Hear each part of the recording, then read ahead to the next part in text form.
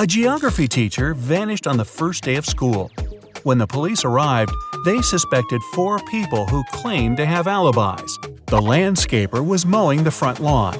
The English teacher was giving students a surprise test. The principal was preparing for his welcoming speech. And the coach was meeting new students who wanted to join the football team. Who was lying?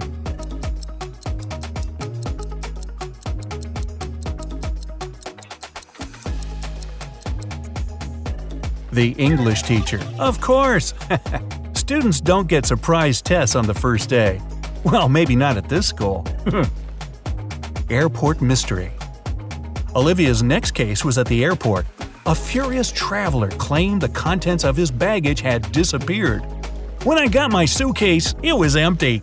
I want you to compensate for what I've lost." After checking the passenger's info, Olivia found out that he had, indeed, left London with a heavy suitcase, and now his bag was empty and a bit wet. The whole situation was suspicious, but the future detective couldn't figure out what it was. Ha! She got it! It was a setup. Can you figure out what happened?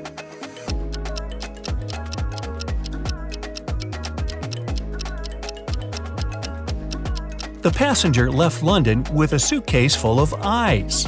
During the flight, the ice melted, and the man demanded compensation for the lost belongings. Hidden treasure.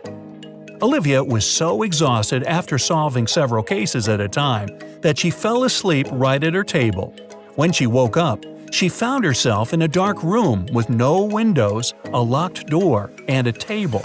On the table, there was a piece of paper with several red letters on it. UCTION. Olivia was a smart girl. She needed less than a minute to find the answer to this rebus. And how much time will you need?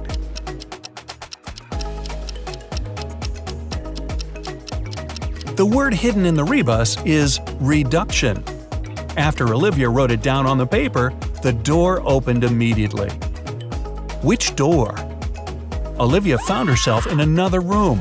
Again, no windows. But this time, there were 3 doors leading out of the room. Suddenly, a big screen on the wall, which Olivia hadn't noticed before, lit up. The girl said, "Behind each of these doors there is some danger. The first door leads to a scorching hot desert. Several steps and the sun will burn you. Behind the second door there is an alligator that hasn't eaten for a year. And the third door hides a pool with icy water. To get to freedom, you'll have to swim through it." To cut a long story short, Olivia managed to get out of the room. Which door did she choose?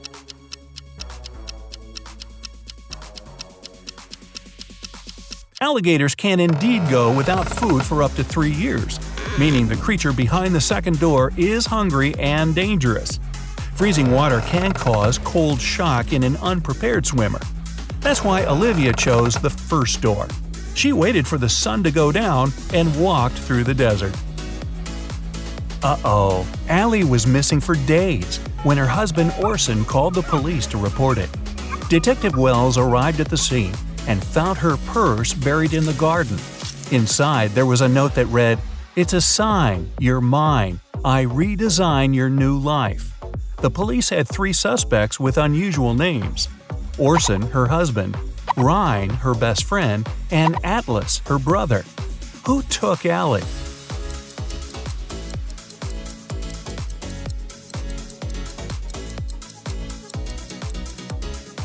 It was Ryan. Almost all the words in the note rhyme with his name. So Olivia has been dreaming of becoming a police detective since childhood. And look at her now. She's graduating from the police academy. But before she gets hired to be a real detective, she has to go through a tricky quest to prove her skills. Who's the most reckless?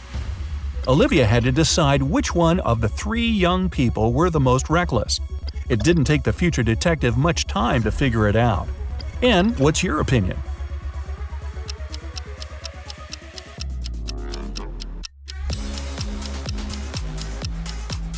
The girl on the left is no doubt super careless, but her absent-mindedness won't cost her more than a lost bag. The girl in the middle isn't the brightest star in the sky as well. Poking a snake. Really? Luckily, most snakes try to avoid people. Plus, this one might be non-venomous. But the guy on the right is bound to fall into the maintenance hole and hurt himself. Shane and Mia went to Japan for their honeymoon. Only Shane came back, and Mia's family called the best detective in town. What should be the detective's first move? Inspect Shane's suitcase. Inspect Shane's house. Call the travel agency Shane and Mia used.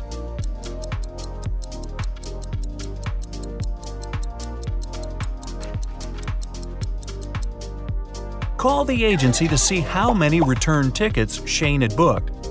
He's a suspect, and he shouldn't know the police are investigating him to avoid losing the evidence. While driving in a storm, John saw 3 people standing in the rain at the bus stop, but he only had one seat available in his car. Who gets the ride? His childhood friend, an old lady that looks like she's freezing, or his wife?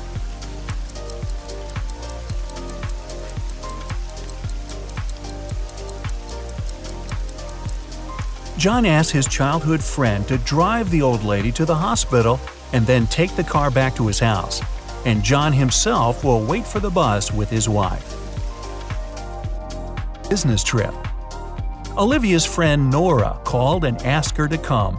The woman was crying. She said it had to do with her husband, Jacob. When our future detective arrived, she heard the following story. Jacob told me he had to go on a business trip to the mountains. He didn't really want to travel there because he hates cold weather, but it was business, so he had to. He packed tons of warm clothes and left. When Jacob arrived there, he sent me a photo from a cafe. But I feel something's wrong with this picture. I just can't get what exactly. Olivia needed no more than a glance at the photo, and she knew Jacob had lied to his wife. How did she figure it out?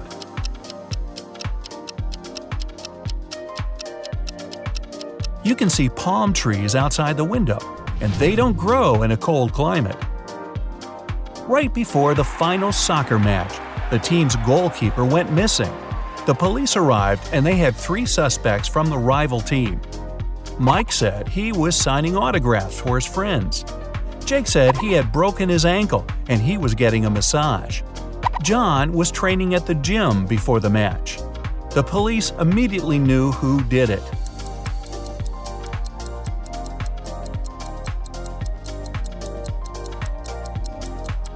It was Jake. You don't get a massage when you break your ankle. Mark is locked in a 30-foot tall cell with an earthen floor and a window near the ceiling. There's nothing else in his room but a shovel and a bed. The entrance is blocked with concrete. How can he get out?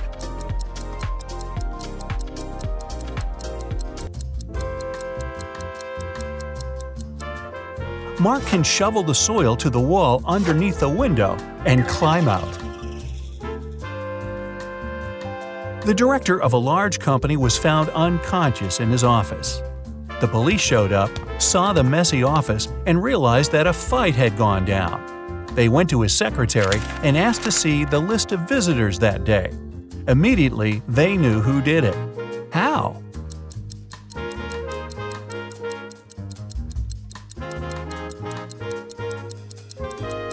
The last visitor was the culprit. During the fight, the wall clock also stopped because it got hit. It showed the exact time the last appointment took place. Someone knocked on Amy's hotel room door. When she opened it, she saw a mysterious man. He apologized and said he'd mistaken Amy's room for his. When he left, Amy called the police. Why?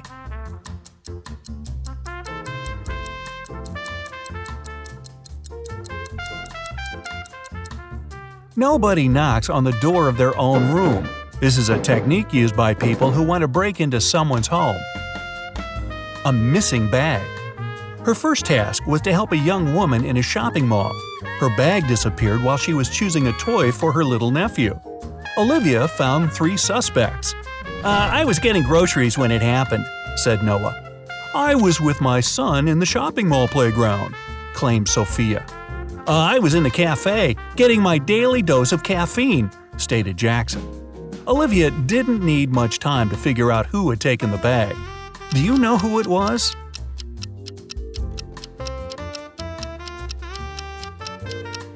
It was Sophia. She couldn't be on the playground with her son because people older than 14 aren't allowed in there. And Tom was walking in a snowy park at 10 p.m. when he got attacked from behind. He didn't see who knocked him out, and he immediately went to the police. The detectives questioned 4 suspects. Adam said he was at a suit fitting for his dinner later. Daniel said he was hosting a party at his place. Susan said she was working out before going to work. And Luke said he went to the park to get some cool photos of flying birds. One of them is lying. Who?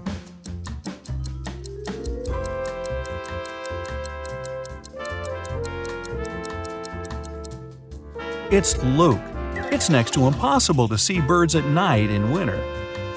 An ancient vase. Or vase, take your pick. The next day, Olivia came to a museum. Someone distracted the guard and took a priceless ancient vase. After watching the security footage, Olivia had 4 suspects. She questioned them, but everyone denied visiting the museum. Grace said she had taken part in a beauty contest in another town. Jack claimed he had been on a fishing trip with his friends. Addison told Olivia she wasn't interested in art and never visited museums. And Christopher said he was a pilot and had had a flight that day. One of them is lying, but who?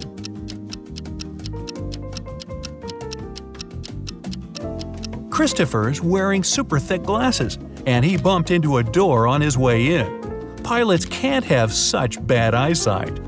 A missing runner. The next case Olivia had to crack was connected with marathon runners. One of them, a girl called Chloe, disappeared right before the competition. Olivia questioned her competitors. "I haven't seen Chloe today. I was at home, sleeping and resting before the competition," said Zoe. It was Victoria's turn to answer the questions. "I was going to meet with Chloe at a cafe near the gym, but she canceled the meeting. She needed to visit her makeup artist. She was going on a date after the marathon. I brought Chloe some sandwiches in the morning, and I haven't seen her since then," said Lily. Olivia knew a thing or two about running a marathon. She immediately arrested the suspect. Who was it?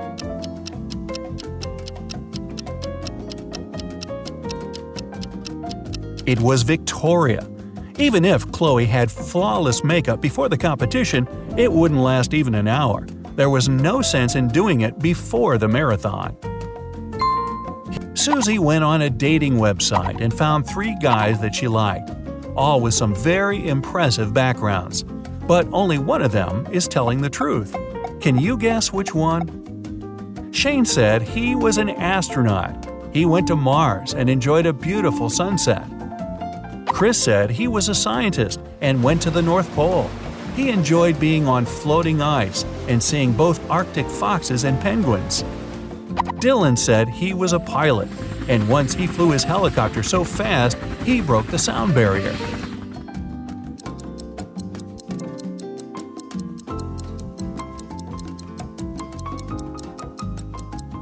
Shane is telling the truth. The sunset on Mars is blue. There are no penguins in the North Pole, and helicopters can't travel faster than the speed of sound. Oh, and yes, we'll also ignore the fact that no one's been to Mars yet. Susie also thinks Shane has beautiful eyes, so who are we to disrupt this love connection? Detective Stevenson is taken by some of his mean supervisors who want to test his intelligence. They put him in a room with 2 doors. One leads to freedom, while the other opens onto a bottomless pit. There are 2 guards, either responsible for one door. One of them always tells the truth, while the other always lies. Stevenson doesn't know who's the honest one, and he can only ask one question to one of them. What should the question be to save his life?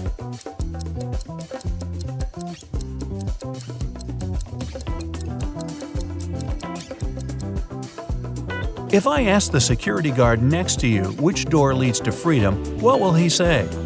The honest guard will say that the liar will point to the dangerous door. The liar will point to that one too. No matter who Stevenson asks, he should pick the door neither of them will point at. A flooded pit. To fulfill her next challenge, Olivia had to go through a dense forest. While walking, she heard suspicious sounds, got distracted, and fell into a rather deep pit. All of a sudden, it started pouring. The pit was filling with water alarmingly fast, and Olivia had one secret: she couldn't swim. The girl looked around and spotted several objects lying nearby: a thick, long rope, a big ball, and a saw. What did Olivia choose to get out of the pit? The girl picked the ball. It floated, and so did she. James ordered a coffee from his local bakery, put in some sugar, but then noticed a fly in his cup. He told the staff member, and they took back the coffee and brought him a new one. But when he got a sip, he got angry. Why?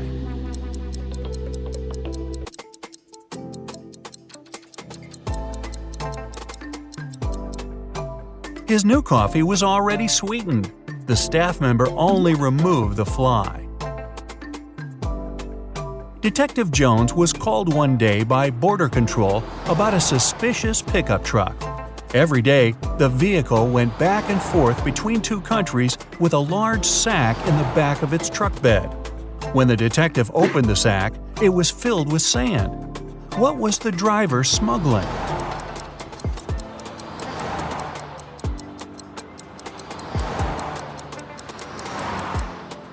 Trucks. A doctor walked into an unconscious patient's ward. There, he saw a nurse buttoning up her shirt. As soon as she noticed him, she exclaimed, "It's not what you think." The nurse isn't lying, but why was her shirt unbuttoned in the first place?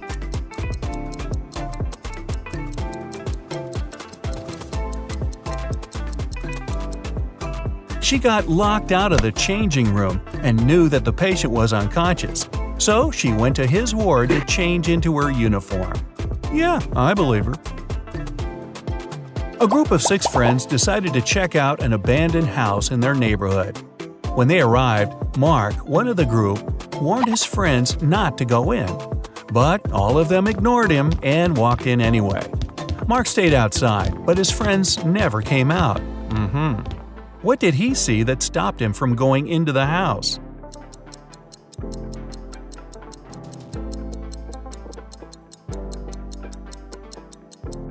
There were footprints going in, but none coming out. Which factory?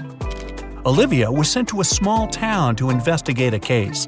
The town's inhabitants claimed that one of the 3 factories in the area was polluting the water in a local lake, but no one could understand which factory it was. Olivia visited all of them and took pictures. In the evening, she examined the photos she had. Suddenly, she realized which factory had been causing the problems. Look at the pictures Olivia had taken and try to figure it out too.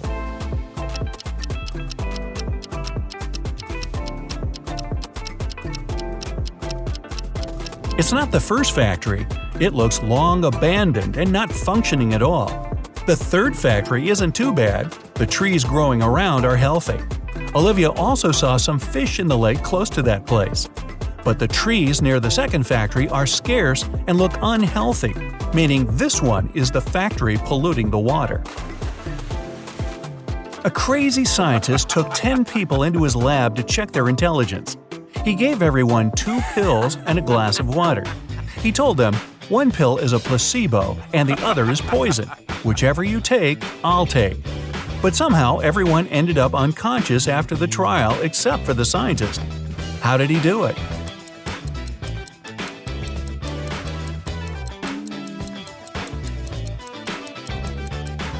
Both pills were placebo. The poison was in the water. A warehouse fire. Someone set Mr. Allen's warehouse on fire. This successful businessman was sure his competitors were behind the arson. Olivia came to investigate the case. 3 people had been spotted near the warehouse before the fire started. Mr. Moore, the lawyer, claimed he had just dropped by to leave some documents. James, a construction worker, said he had come to fix some problems with the fence around the warehouse. He didn't pay attention to anything else. It was too hot, and he wanted to finish his task as soon as possible. Alex, Mr. Allen's brother, explained he had come to settle a disagreement they had had the day before. "Yes, I was angry, but I wouldn't do such a thing to my brother." None of these people had matches or a lighter to set the fire. But after thinking for a while, Olivia understood who was to blame. It was Mr. Moore. He used his glasses to start the fire. Congrats, Olivia! You've successfully passed all the challenges. Tomorrow, you're going to get down to real work. A worker was found unconscious near the entrance of an abandoned building. He has no memory of what happened, but seems to have fallen from the building.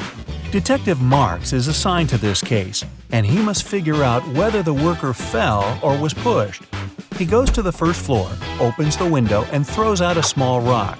He does the same on the second floor and all the way to the top. When the detective comes back down, he's sure the worker was pushed. How does he know?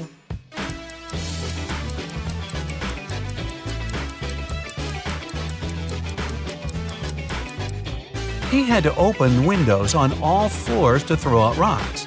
This was an abandoned building, and someone closed the window right after pushing the worker. Melissa is walking down a dark alley when she notices a dark figure following her. She walks into a restaurant and sits at a table. The mysterious figure does the same. Then she yawns and immediately knows she's got a stalker. How?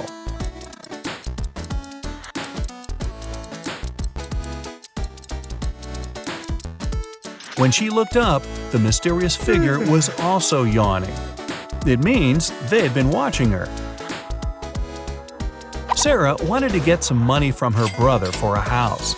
She couldn't tell him the truth and asked him for an expensive gift. After a week, her brother gave her a glamorous tiara. Then she went to her second brother, asked for money, but he gave her jewelry. Still, she's got both money and jewelry. How is it possible?